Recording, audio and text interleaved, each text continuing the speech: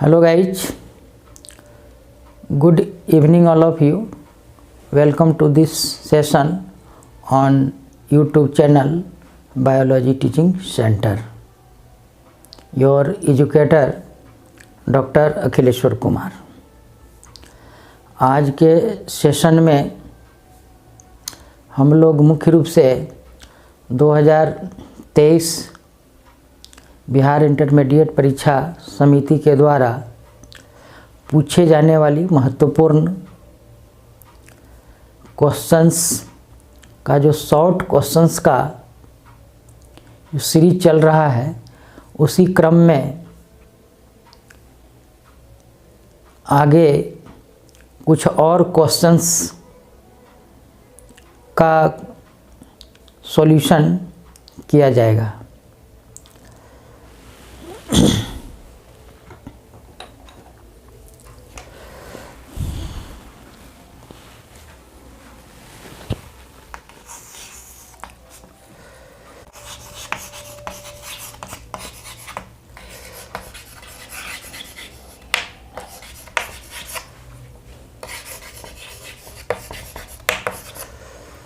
What is इंग्यूनल hernia, एक question है।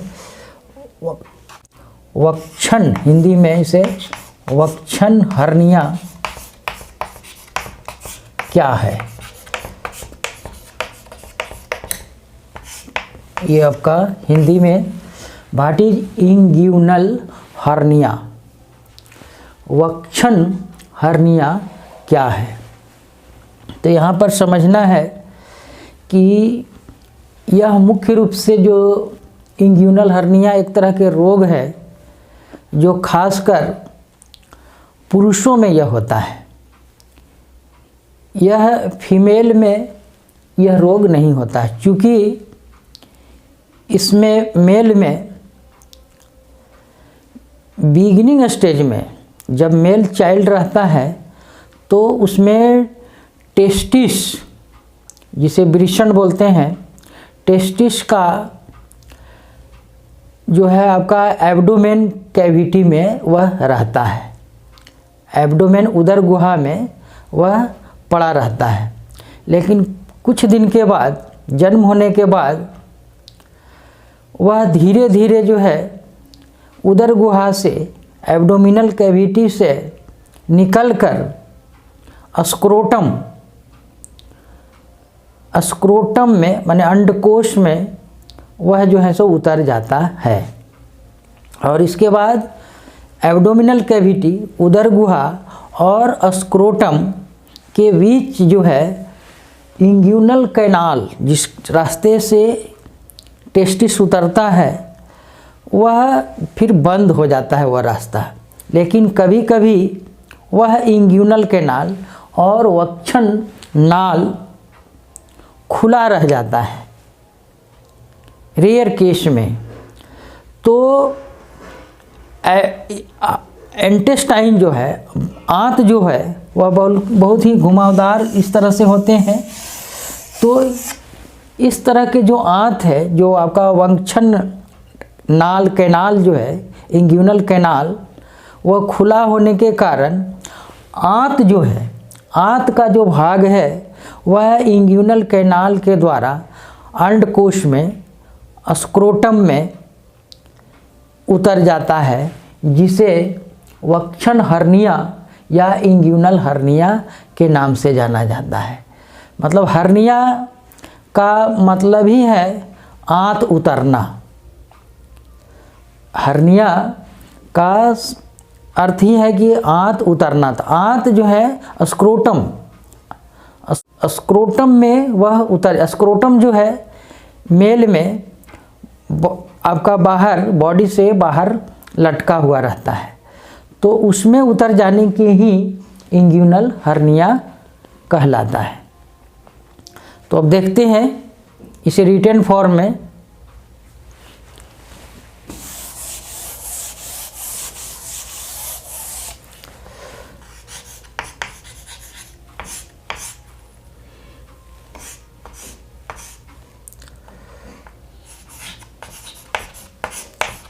उदर गुहा में है ना टेस्टिस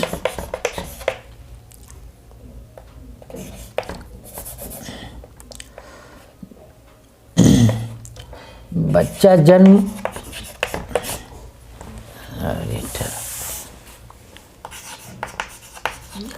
मेल चाइल्ड, ऐसे करो, मेल चाइल्ड में टेस्टिस वृषण उदर गुहा एब्डोमिनल कैविटी में स्थित होता है। कुछ समय के बाद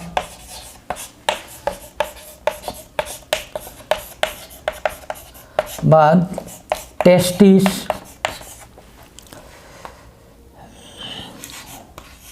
वक्षण नाल इंग्यूनल कैनाल के रास्ते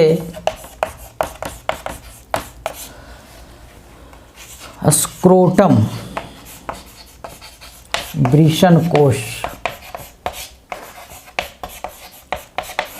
में उतर जाता है। इसके बाद उदर गुहा एवं स्क्रोटम या वृषण कोश के बीच वक्षण नाल बंद हो जाती है।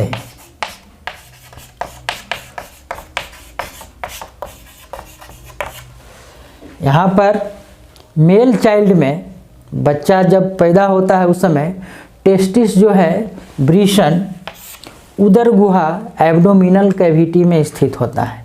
माने आपका स्क्रोटम में नहीं बल्कि आपका पेट के ऊपरी भाग में वह आपका स्थित होता है। कुछ समय के बाद धीरे धीरे जो है सो टेस्टिस जो है वक्षण नाल माने उसके बीच जो है सो एक रास्ता है के रास्ते स्क्रोटम वृषण कोश अंडकोश जिसको कहते हैं में उतर जाता है। इसके बाद उदर गुहा एवं वृषण कोश के बीच वक्षण नाल बंद हो जाता है। लेकिन कभी कभी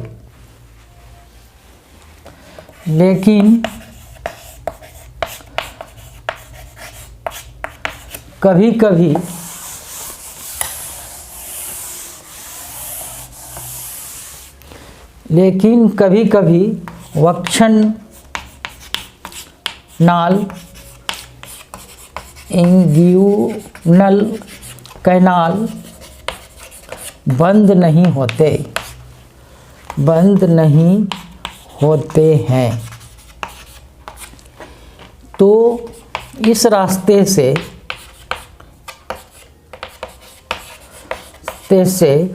आंत स्क्रोटम वृषण कोश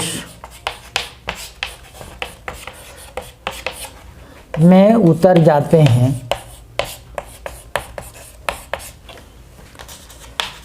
जो इंग्यूनल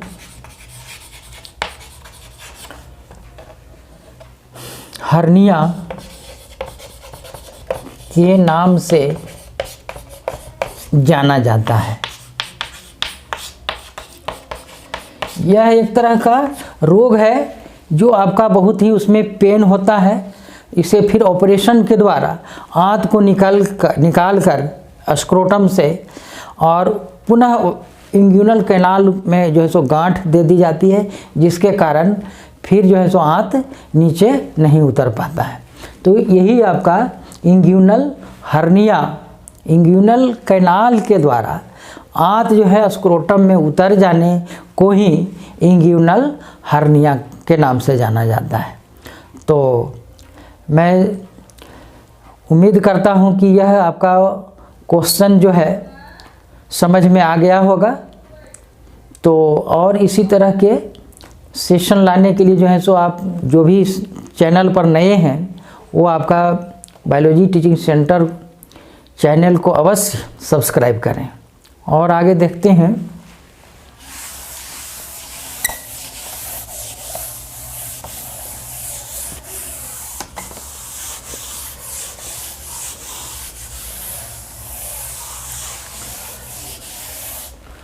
क्वेश्चन नंबर 2।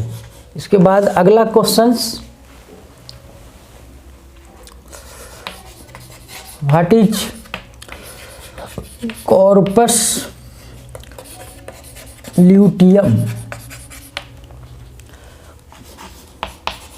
कॉर्पस ल्यूटियम क्या है? कॉर्पस ल्यूटियम क्या है, इसके माने क्या कार्य है, ये आपका दोनों का ही जवाब हो जाएगा। What is corpus luteum? Corpus luteum क्या है?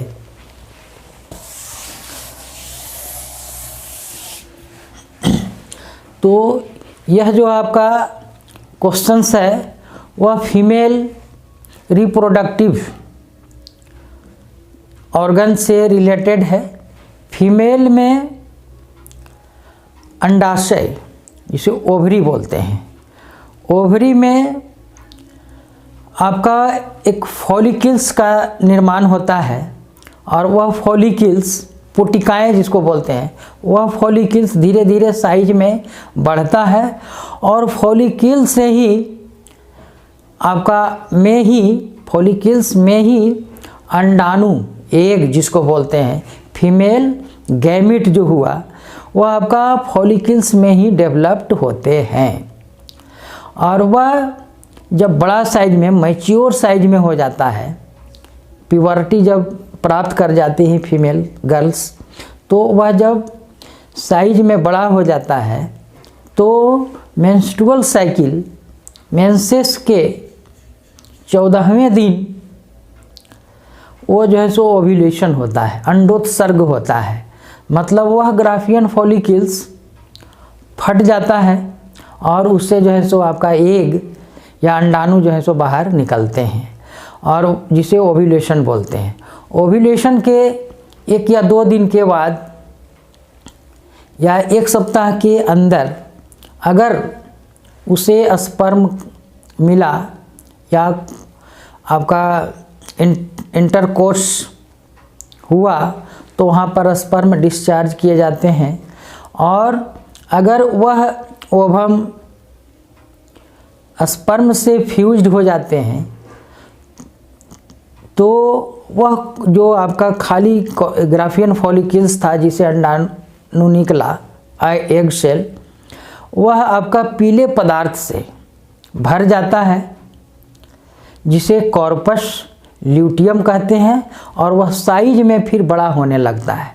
माने जब प्रेगनेंसी शुरू हो जाती है तो ग्राफियन फॉलिकल्स जो आपका पीले रंग के पदार्थ से भर जाता है जो कॉर्पस ल्यूटियम कहलाता है और वह कॉर्पस ल्यूटियम प्रेगनेंसी को बनाए रखने के लिए प्रोजेस्टेरोन हार्मोन सेक्रेट करता है।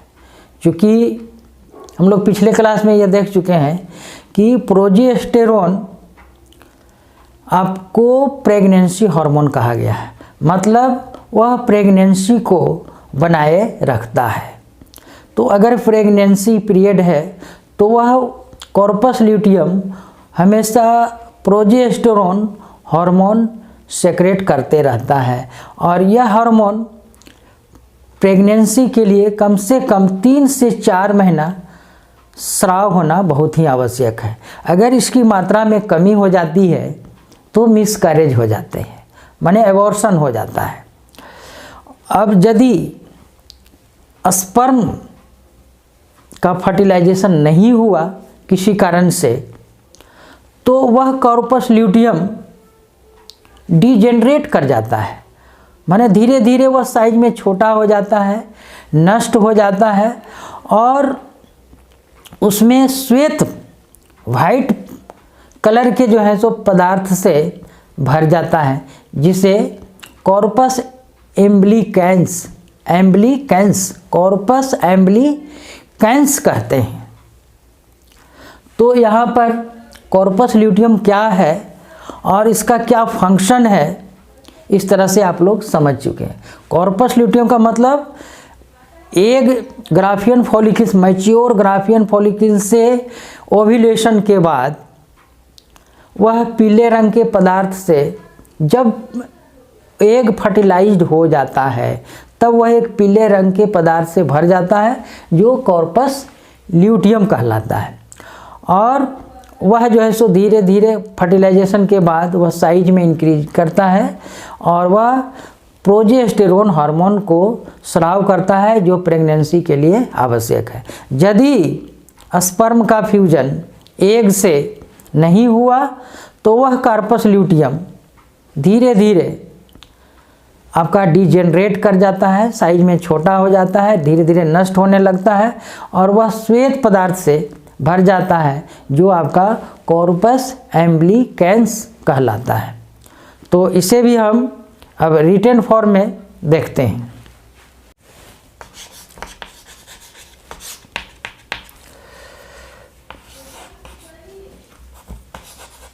ओवरी, अंडाशय,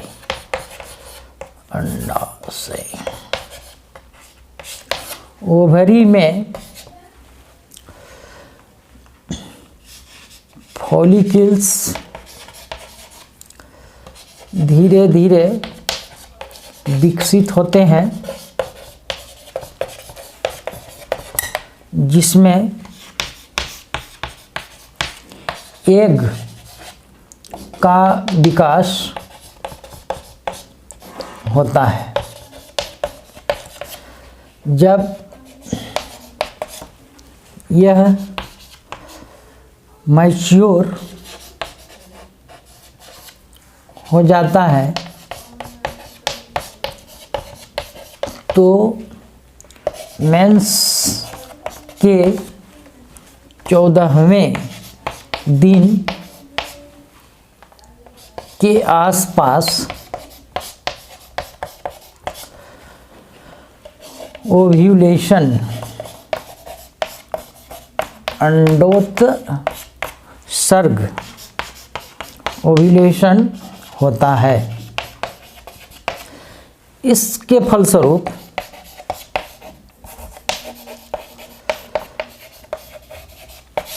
ग्राफियन फॉलिकल्स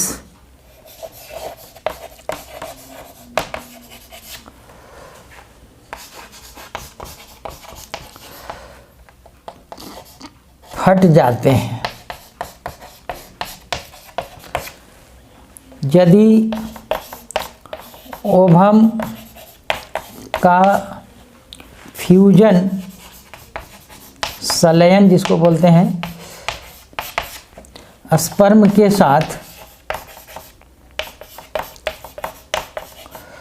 हो जाता है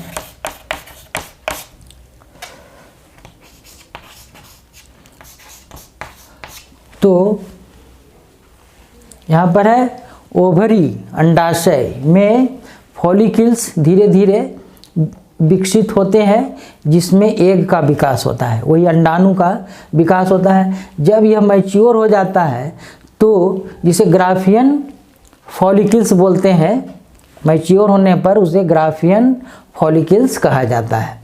तो मेंस के 14वें दिन के आसपास ओव्यूलेशन होता है, वो उसे जो है सो अंडाणु जो है सो ग्राफियन फॉलिकल से बाहर निकलता है, ओव्यूलेशन होता है। इसके फलस्वरूप ग्राफियन फॉलिकल्स फट जाते हैं उसके बाहर निकलने से। यदि ओवम का फ्यूजन स्पर्म के साथ हो जाता है तो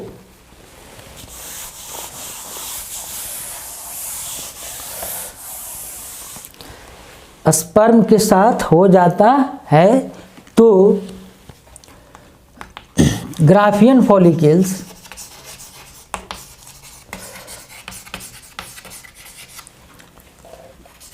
पीले रंग के पदार्थ से भर जाते हैं तथा वे साइज में वृद्धि करते हैं।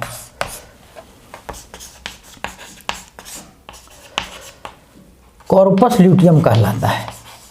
कॉर्पस ल्यूटियम, कॉर्पस ल्यूटियम कहलाता है। यदि फर्टिलाइजेशन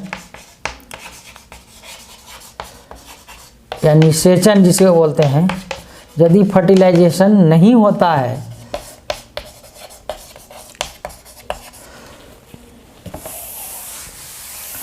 होता है तो कॉर्पस ल्यूटियम धीरे धीरे नष्ट हो जाते हैं।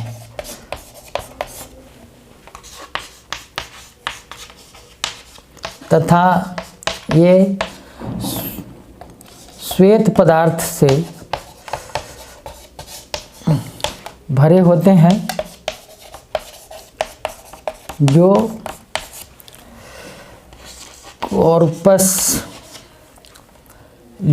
कॉर्पस एम्बिलिकेंस कहलाते हैं। अब इसका फंक्शन क्या है कॉर्पस ल्यूटियम का?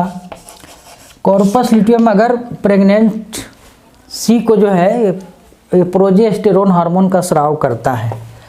प्रोजेस्टेरोन हार्मोन का स्राव करता है जो प्रेगनेंसी को बनाए रखता है।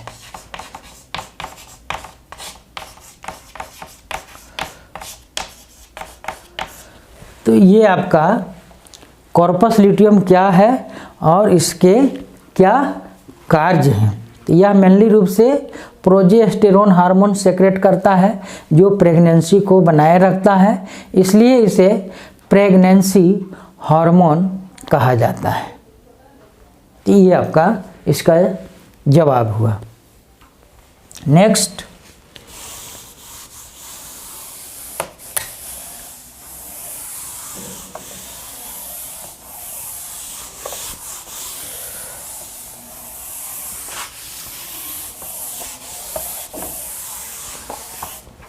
Question number 3। क्वेश्चन नंबर 3 जो है आपका, व्हाट इज परचूरेशन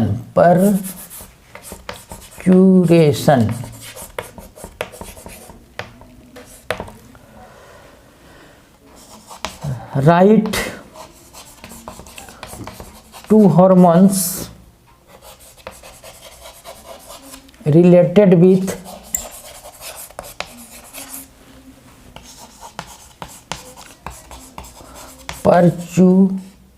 पर्चुरेशन।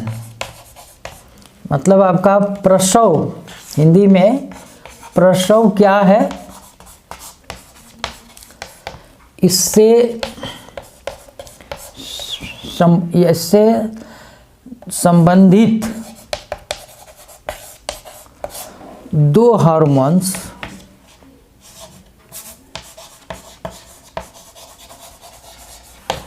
का नाम बतावें। जो प्रसव में वो आपका सहायक होता है। तो ये समझना है कि what is पर्चुरेशन, right to hormones related with पर्चुरेशन। मतलब प्रसव क्या है? प्रसव से संबंधित या प्रसव में जो मदद करते हैं वैसे दो हार्मोन का नाम बतावें। यहाँ पर देखते हैं कि इसका आपका क्या जवाब होगा। गर्भावस्था के बाद गर्भाशय में विकसित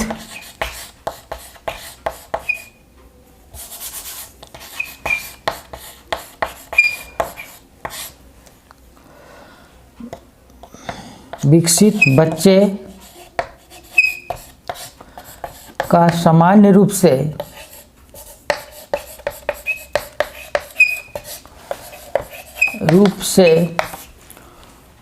उत्पन्न होना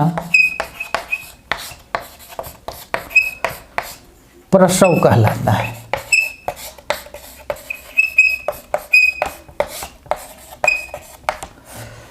गर्भावस्था के बाद गर्भाशय से यूटिरस से विकसित बच्चे का सामान्य रूप से उत्पन्न होना प्रसव कहलाता है। तो यही हुआ, गर्भावस्था के बाद यूटिरस से विकसित जो चाइल्ड है, आपका फीटस, आपका तीसरे महीने से आपका लास्ट महीने तक का जो उसमें एम्ब्रियो डेवलप्ड हो रहे हैं, वो आपका फीटस के नाम से जाना जाता है। और जब पैदा हो जाता है तो उसे जो है सो आपका शिशु बोलते हैं। तो वही विकसित शिशु या बच्चे का सामान्य रूप से उत्पन्न होना प्रसव कहलाता है। अब ये प्रसव या पर्चुरेशन से संबंधित मुख्य रूप से 2 हार्मोन्स है जो आपका उसे बच्चे उत्पन्न करने में, प्रसव में जो है आपका सहायक होते हैं। वो आपका 2 हार्मोन्स कौन कौन है? पहला आपका जो है रिलैक्सिन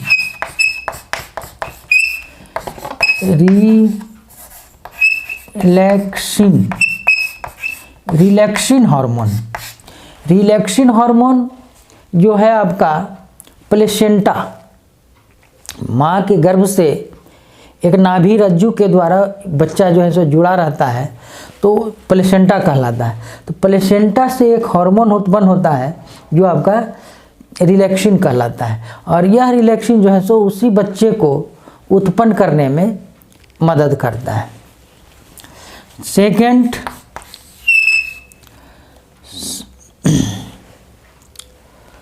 साइटोटॉक्सिन। एक और हार्मोन है ऑक्सीटोसिन।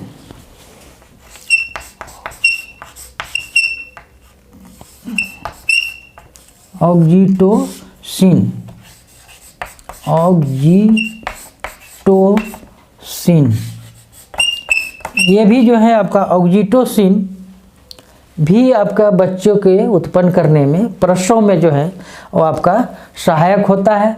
और यही ऑक्सीटोसिन जो है आपका माँ के स्तन में जो है सो आपका दूध उत्पन्न करने में मदद करता है। LH एक हार्मोन है और एक ऑक्सीटोसिन।